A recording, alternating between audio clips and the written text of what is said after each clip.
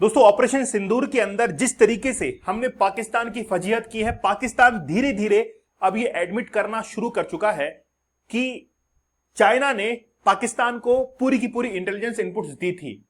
और ये जो ऑपरेशन सिंदूर था, इसकी पूरी जानकारी चाइना से पाकिस्तान के पास में पहुंची थी।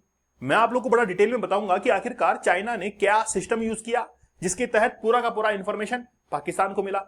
और एक बात और है, पहलगाम अटैक की पूरी जानकारी चाइना को भी थी और यूएसए को भी थी। ऐसा मैं इसलिए कह रहा हूं, सबसे पहले यूएसए के बारे में सुनिए।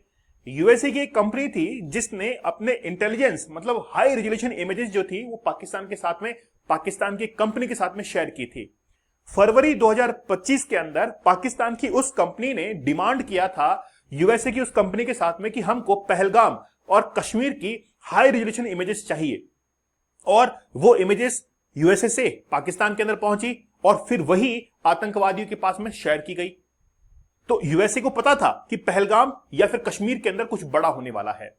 इसके बाद में चाइना अभी एससीओ की मीटिंग चल रही है, संघाई कॉर्पोरेशन ऑर्गेनाइजेशन की मीटिंग चाइना के अंदर चल रही है। वहां पर भारत ने भी पार्टिसिपेट किया है। उसमें ख्वाजा आसिफ ने यह एडमिट कर लिया है कि चाइना ने पहलगाम अटैक और ऑपरेशन सिंदूर से जुड़ी हुई जानकारी हमारे साथ में शेयर की थी। तो इसका मतलब है कि चाइना को यह पता था कि कुछ ना कुछ कश्मीर के अंदर बड़ा होने वाला है। और पाकिस्तान ने वही इंटेलिजेंस जो है वो शेयर की थी आतंकवादियों के साथ में। अभी एससीओ की मीटिंग के अंदर राजनाथ सिंह ने कहा कि एससीओ की मीटिंग फालतू है, हम लोग इससे विड्रॉ कर सकते हैं आगे आने वाले समय के अंदर। और ये बेसिकली इसलिए किया गया क्योंकि एससीओ का जो ऑफिशियल स्टेटमेंट था उसमें इस चीज को शामिल नहीं किया गया कि पहलगाम जो अटैक हुआ था वो टेररिस्ट एक अटैक था, और उसमें उसका जिक्र ही नहीं था। जबकि बलूचिस्तान का जिक्र उसके अंदर किया गया था कि बलूचिस्तान के अंदर जो इंटरनल जितना भी डिस्टर्बेंस चल रहा है उसका जिक्र एससीओ के अंदर किया गया।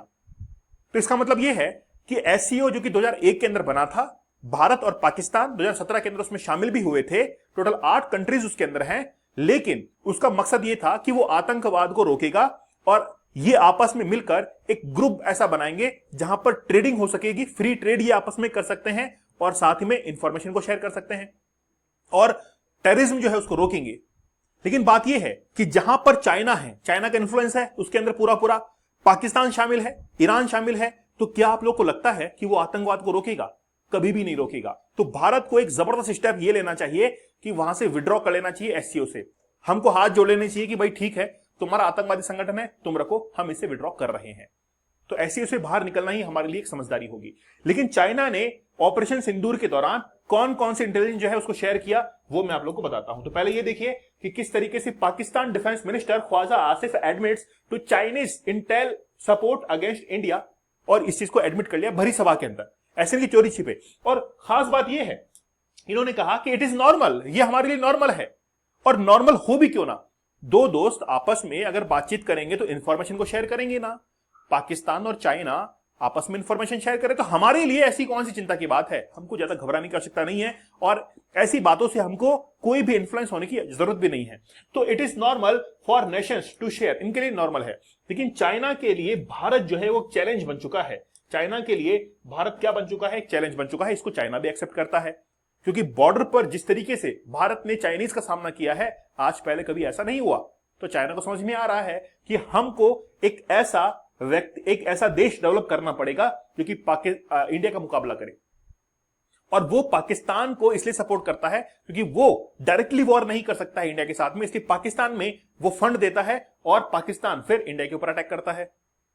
तो ये सारी इंटेलिजेंस जो है, sharing satellite based intelligence and surveillance input जो है वो शेयर किए गए थे चाइना के द्वारा पाकिस्तान में। अब देखिए 22 अप्रैल को पहलगाम अटैक हुआ जिसमें 26 लोग हमारे मारे गए। पहली बात तो यह था कि उसके अंदर वहीं के जो लोग थे, जो ग्राउंड वर्कर्स थे, वो उसके अंदर शामिल थे, उन्होंने इंफॉर्मेशन दी।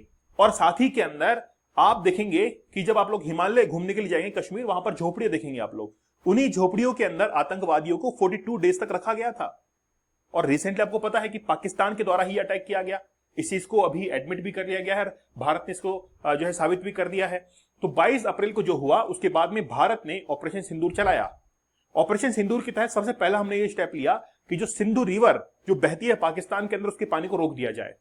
और जैसे ही पानी रुका, पाकिस्तान ने क्या किया, शिमला एग्रीमेंट को तोड़ दिया, जो कि इसलिए था कि एलओसी डिसाइड की जाए और साथ ही में पाकिस्तान के जो सैनिक थे वो वापस पाकिस्तान को लौटाए जाए। ये शिमला एग्रीमेंट हुआ था आफ्टर 1971 वॉर के बाद में।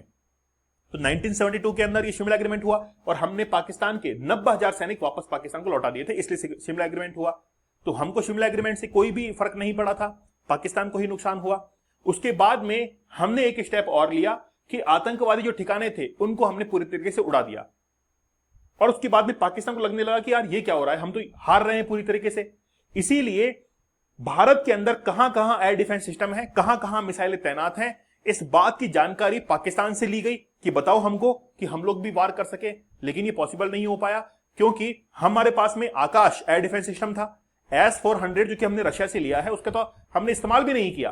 तो आकाश जो हमारे पास में एयर डिफेंस सिस्टम था उससे हमने पाकिस्तान के मिसाइल्स और ड्रोन्स को पूरी तरीके से तबाह कर दिया।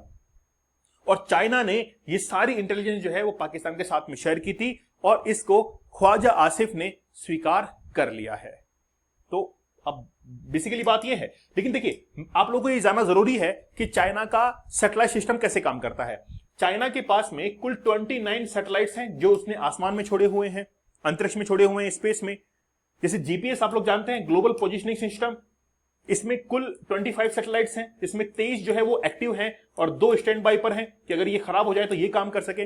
वैसे ही चाइना का जो है वो है बाइडू। तो बाइडू जो है वो चाइना का नेविगेशन सिस्टम है, इसी का इस्तेमाल करके हाई रेजोल्यूशन इमेजेस जो है वो पाकिस्तान को दी गई थी। और चाइना ये चाह रहा है कि जीपीएस का इस्तेमाल जो है वो अब चाइना या पहले भी नहीं करता था, ना ही पाकिस्तान करे, और जीपीएस के बराबर एक नेविगेशन सिस्टम जो है चाइना बना रहा है।